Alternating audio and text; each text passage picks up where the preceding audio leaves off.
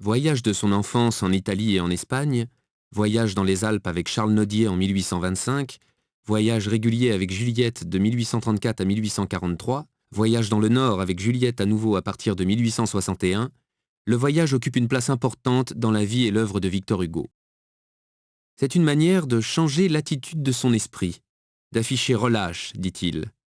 Mais le poète est toujours en quête de ce qui peut nourrir son imagination, renouveler son inspiration graphique et littéraire. Le voyageur a marché toute la journée, ramassant, relevant ou récoltant des idées, des chimères, des sensations.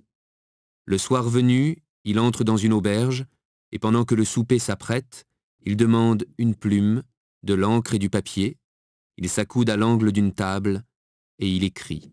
Note Hugo dans la préface du Rhin. Hugo note ses impressions dans des carnets, dessine ce qu'il voit, reprend notes et dessins dans des albums, décrit dans de longues correspondances à sa femme son parcours avec les précisions d'un guide ou raconte ses souvenirs dans des lettres fictives qui constituent un véritable journal, amplifiant l'impression du moment. Parfois, la chose vue ressurgit des années plus tard dans la création. De passage à Gisors, il visite un bagne et relève les graffitis d'un prisonnier qu'il reproduira 5 ans plus tard dans le décor de scène des Jumeaux.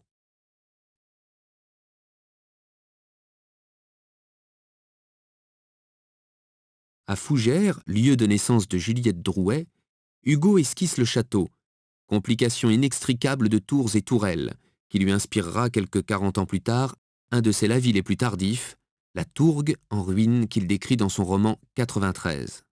Certains voyages marquent définitivement son œuvre. En 1837, il suit en Belgique avec Juliette un itinéraire tout en zigzag sans fin qui le conduit partout où il y a une cathédrale, un hôtel de ville ou un Rubens. Il découvre l'architecture flamande, son goût tourmenté et bizarre qui résulte du choc du Nord et du Midi, qui ne cessa d'être présente dans son œuvre. Les voyages au bord du Rhin renouvellent aussi l'art graphique de Hugo. Les bourgs, les châteaux rhénans fantomatiques, les roches ténébreuses feront désormais partie du paysage hugolien.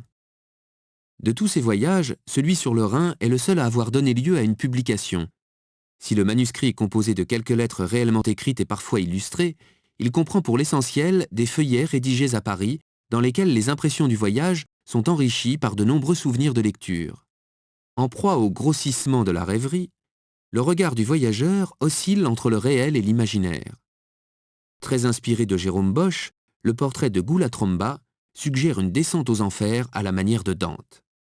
C'est en rentrant d'Espagne que Hugo apprend en 1843 la mort de sa fille Léopoldine. Foudroyé, le poète ne quittera plus Paris que pour de courtes excursions ou pour se rendre sur la tombe de sa fille, puis survient l'exil.